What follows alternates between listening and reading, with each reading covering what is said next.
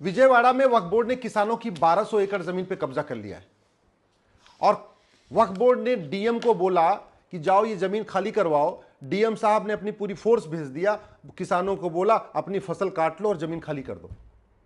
जहां पे वो किसान सैकड़ों साल से अपनी खेती कर रहे हैं, इसके बावजूद चलो ये पाखंडी नेता चुप रहे समझ में आता है, पाखंडी अभिनेता चुप रहे समझ में आता है, पाखंडी लेखक, बुद्धिजीवी, पत्रकार, कलमकार चुप रहे समझ में आता है।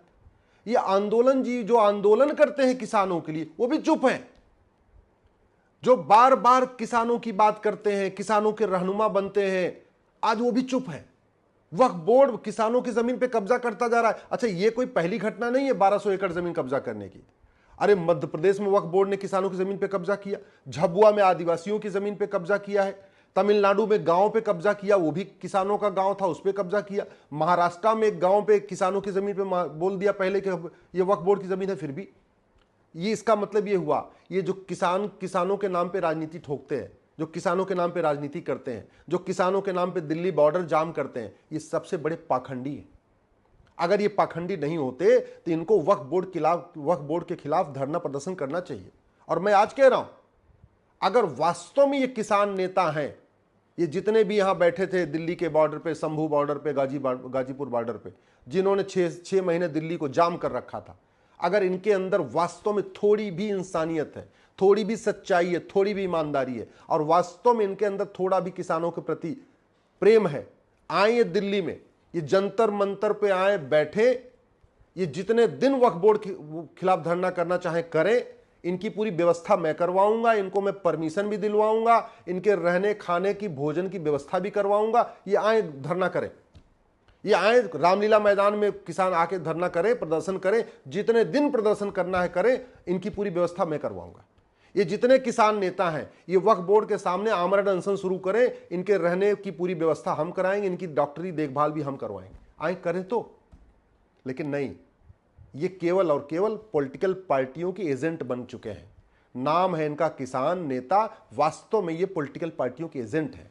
अगर ऐसे नहीं होते तो वक्फ बोर्ड जो इतनी जमीनें कब्जा किया है, इसमें सबसे ज्यादा जमीन किसानों की जमीन है। ऐसे नहीं आ गया 10 लाख एकड़ जमीन जो वक्फ बोर्ड के पास आई है, 10 लाख एकड़ जमीन, जबकि 1950 के पहले 50,000 एकड़ जमीन थी। आजादी के बाद जब 1954 में नेहरू जी ने कानून बनाया है, उस कानून के बाद ये 9.5 लाख एकड़ जमीन बढ़ी है। नेहरू वाले कानून को इंदिरा गांधी ने मजबूत किया, राजीव गांधी ने मजबूत किया, नरसिम्हा राव ने मजबूत किया, मनमोहन सिंह ने मजबूत किया। अगर वास्तव में इन किसान नेताओं में थोड़ी भी इज्जत बची है, थोड़ी भी इनके अंदर ईमान बचा हुआ है, आए ये वक्फ बोर्ड खत्म करने की मांग करें, वक्फ ट्रिब्यूनल खत्म करने की मांग करें, एक देश एक विधान लागू करने की मांग करें, एक देश एक दान संहिता लागू करने की मांग करें, हम भी इनके समर्थन में धरने पे बैठेंगे। आए तो, लेकिन नहीं आएंगे। ये केवल मैंने कहा ना, ये इनका ये वक्फ, ये जो इस समय चल रहा है ना, इनका पाखंड एक एक करके सामने आ रहा है। ये कहते अपने आप को किसान नेता हैं, किसानों के लिए कुछ नहीं करते। भैया इस समय वक्फ बोर्ड के पास 10 लाख एकड़ जमीन है, मालदीव का क्षेत्रफल 75,000 एकड़ है, वक्फ बोर्ड ने 10 लाख एकड़ जमीन पे कब्जा कर लिया है। और ये जो जमीन कब्जा किया है, ये एयरपोर्ट की जमीन है, रेलवे की जमीन है, आर्मी की जमीन है, लेकिन किसानों की भी इसमें जमीन है। आए किसानों की जमीन खाली करवाइए। अगर इनको चलो देश से कोई प्यार नहीं, देश से कोई सम्मान नहीं, इनको आर्मी की जमीन से कोई लेना देना नहीं, इनको रेलवे की जमीन, लेकिन किसानों के लिए तो इनको चिंता करनी चाहिए ना। आए बैठे किसान, ये बोले कि भैया ये नेहरू वाला कानून खत्म होना चाहिए, नरसिम्हा राव वाला कानून खत्म होना चाहिए, ये वक्फ बोर्ड वक्फ ट्रिब्यूनल खत्म होना चाहिए भारत। और वैसे भी कहते हैं, ये जितने नेता हैं बार बार संविधान की दुहाई देते हैं कि भारत संविधान से चलेगा। कहते हैं न वेद से चलेगा, न पुराण से चलेगा, न बाइबल से चलेगा, न कुरान से चलेगा, भारत संविधान से चलेगा। इनके डायलॉग मैंने सुने हुए हैं।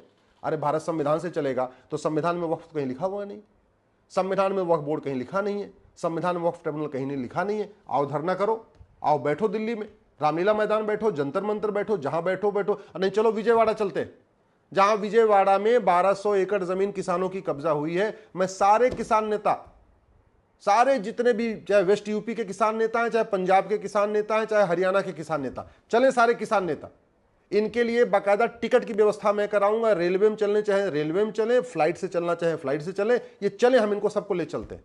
ये 100 हो, 200 हो, 500 जितने चलना है चले, इनकी पूरी रहने की व्यवस्था हम वहां विजयवाड़ा में करवाएं। ये चले वहां धरना प्रदर्शन करें। वहां पे जो किसानों की जमीन पे कब्जा किया उसको खाली करने की बात करें। भाई मुगलों को वक्फ का अधिकार नहीं था। क्यों? क्योंकि अपनी जमीन दान की जाती है, दूसरों की जमीन कब्जा करके दान नहीं की जाती। वो मुगलों की यहां कोई जमीन थी नहीं, उनकी कोई पुश्तैनी जमीन थी नहीं। वो तो यहां आए, उन्होंने तलवार के दम पे धमकाया, आगजनी किया, हत्या किया, बलात्कार किया और जमीन पे कब्जा कर लिया। कब्जा की हुई इस तरीके से अवैध रूप से कब्जा की गई जमीन दान नहीं की जाती, वक्फ नहीं की जाती। और जब मुगलों को अधिकार नहीं है तो उनके निजामों को, उनके नवाबों को, उनके जागीरदारों को, उनके जमींदारों को भी वक्फ का अधिकार नहीं है। क्योंकि जो ये जमींदार जागीरदार थे ये तो मुगलों के सेवक थे। उनकी सेवा करने से खुश होकर मुगलों ने उनको 10 गांव, 20 गांव, 50 गांव की वसूली करने के लिए दिया था, मालिकाना हक थोड़ी दे दिया था। तो इसलिए निजामों और जागीरदारों और इनको भी, नवाबों को भी वक्फ का अधिकार नहीं है, तो उनकी जमीन भी वक्फ नहीं हो सकती है। इसी तरीके से मजार दरगाह बनाना, मजार दरगाह पक्का कब्रिस्तान बनाना और मजार दरगाह पक्के कब्रिस्तान पे जाना हराम है। इस्लाम में हराम है मजार दरगाह बनाना। इसलिए आप Arab, Dubai, Kuwait, Abu Dhabi, Bahrain, जितने भी इस्लामिक कंट्री हैं, वहां आपको एक भी मजार नहीं मिलेगी, एक भी दरगाह नहीं मिलेगी, एक भी पक्का कब्रिस्तान नहीं मिलेगा। तो यहां पे वक्फ जो जमीनें कब्जा की जा रही हैं, मजार बना के, दरगाह बना के, पक्का कब्रिस्तान बना के, वो भी वक्फ ही नहीं हो सकती। वो भी किसकी जमीन है? या तो सरकार की जमीन होगी, या ग्राम समाज की जमीन होगी, या किसी की किसान की जमीन होगी। उस पर वक्फ की जमीन कैसे हो सकती है? इसी तरीके से ग्रांट की गई जमीन वक्फ नहीं हो सकती है। केवल नेक नियत से, ईमानदारी से, मेहनत से कमाई गई ही जमीन दान की जाती है, उसी को चैरिटी कर सकते हैं, उसी को वक्फ कर सकते हैं। संविधान मजहब के आधार पर कोई बोर्ड बनाने की परमिशन नहीं देता, मजहब के आधार पर कोई ट्रिब्यूनल बनाने की परमिशन नहीं देता। संविधान बना था मजहब के आधार पर विभाजन होने के बाद, और इसलिए संविधान निर्माताओं ने कहा था अब मजहब के आधार पर विभाजन हो चुका है, अब मजहब के आधार पर न कोई बोर्ड होगा, न कोई ट्रिब्यूनल होगा, न कोई कमीशन होगा, न कोई मिनिस्ट्री होगी, न कोई योजना होगी। इसलिए मजहब के आधार पर बोर्ड और ट्रिब्यूनल तो हो भी नहीं सकता है। यह आर्टिकल 14-15 का उल्लंघन है, आर्टिकल 25-26 का उल्लंघन है। और सबसे बड़ी बात यह, दूसरों की जमीन पे अवैध कब्जा करके तो दान हो ही नहीं सकता, वक्फ हो ही नहीं सकता। आज़ादी के पहले जो 50,000 एकड़ जमीन थी वो सारी की सारी केंद्र सरकार के पास जानी चाहिए, केंद्र सरकार उसको जो उपयोग करना चाहे करे। 1950 के बाद जो 9.5 लाख एकड़ जमीन बढ़ी है, इसको तो कागज दिखाना पड़ेगा, बिना कागज दिखाए बात नहीं बनेगी। अब बिल्कुल इस पे कंप्लीट लगाम की जरूरत है। और मैं इसलिए किसान नेताओं से कह रहा हूं, अगर आप आंदोलन नहीं करोगे वक्फ बोर्ड के खिलाफ तो पूरे भारत में आपकी थू-थू होगी, और थू-थू हो रही है। ये जो किसान नेता किसानों की जमीन पे कब्जा कर रहा है, वक्फ बोर्ड फिर भी चुप है ना, पूरे देश में लोग थू-थू कर रहे हैं, पूरे देश में लोग गाली दे रहे हैं किसान नेताओं को, पूरे देश में कह रहे हैं ये पाखंडी है, पूरे देश में कह रहे हैं ये किसानों के नाम पे दलाली कर रहे हैं, कह रहे हैं ये बात। इसका एक ही तरीका है, सारे किसान नेता जो दिल्ली के बॉर्डर पे बैठे थे, शंभू बॉर्डर पे बैठे, गाजीपुर बॉर्डर पे बैठे, जो स्कॉर्पियो ले लेके पंजाब से आए थे, ये सब चले विजयवाड़ा चले, और वहां पे वो जो 1200 एकड़ जमीन कब्जा की हुई है उसको छुड़ाने के लिए वहां धरना प्रदर्शन शुरू करें। सरकार चाहे मुख्यमंत्री कार्यालय घूमे, मुख्यमंत्री कार्यालय घेरे, मुख्यमंत्री कार्यालय के सामने अनशन शुरू करें, जो करना है करें, चाहे हैदराबाद में अनशन शुरू करें, विजयवाड़ा में अनशन शुरू करें, जो करना है, लेकिन उनको करना चाहिए। आजादी के बाद जिन लोग, जो संपन्न लोग हैं, उन्होंने कोई दान किया नहीं। गरीब कोई दान कर नहीं सकता। भाई जिसके पास एक एकड़ जमीन है, 1.5 एकड़ जमीन है, वो वक्फ बोर्ड को वक्फ थोड़ी करेगा, वो दान थोड़ी करेगा। वो तो अपना घर बनाएगा, उसमें खेती करेगा, उसमें सब्जी पैदा करेगा, उसको दान करेगा। सच्चर कमेटी कहती है मुसलमानों की हालत दलितों से बदतर है, और सच्चाई भी है, क्योंकि जो लोग संपन्न थे हिंदू, वो तो कन्वर्ट हुए नहीं। उन्होंने जजिया दिया, लड़ाई किया, जो कुछ करना किया, लेकिन कन्वर्ट नहीं हुए। कन्वर्ट कौन हुए? जो डर गए या जजिया नहीं दे पाए। इसलिए जो गरीब हिंदू थे वो उन्होंने इस्लाम कबूल कर लिया, जजिया बेचारे दे नहीं पा रहे थे। तो जो आदमी जजिया नहीं दे पाया वो वक्फ कैसे कर लेगा? और जो संपन्न है वो बता नहीं रहे कि उनके पूर्वजों ने कितना दान किया, ना ओवैसी बता रहे हैं कि उनके पूर्वजों ने कितने बीघे जमीन वक्फ किया, ना मदनी साहब बता रहे हैं कि उनके पूर्वजों ने कितनी जमीन वक्फ किया, ना बुखारी साहब बता रहे हैं उनके पूर्वजों ने कितनी जमीन वक्फ किया, ना सलमान खान बता रहे हैं, शाहरुख खान बता रहे हैं, सैफ अली खान बता रहे हैं कि उनके पूर्वजों ने कितनी जमीन वक्फ किया है।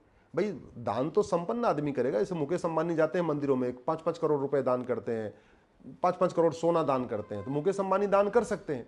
तो मुकेश अंबानी दान कर सकते हैं, तो वैसे जो अमीर मुस्लिम है वो भी दान कर सकते हैं, लेकिन उनको बताना पड़ेगा। अजीज प्रेम जी ने कितना दान किया बताएं, ये हमदर्द वाले ने कितना दान किया, फारूक ने, ये बताएं। ऐसे थोड़ी होगा। दूसरों की ज़मीन कब्जा करके दान नहीं हो सकती है। और किसान नेता असली अच्छी तरीके से समझ लें, ये उनका लिटमस टेस्ट हो रहा है। अगर वो चुप रहेंगे तो पूरे भारत में बदनामी होगी और उनकी जो है, वो लोग कहते नहीं, एकदम पूरी तरीके से, जो अभी मैं वो शब्द उपयोग नहीं कर सकता जो सोशल मीडिया में किसान नेताओं के लिए शब्द उपयोग हो रहा है, और वो इसलिए हो रहा है क्योंकि वक्फ बोर्ड किसानों की ज़मीन कब्जा कर रहा है, इसके बावजूद किसान नेता मौन है।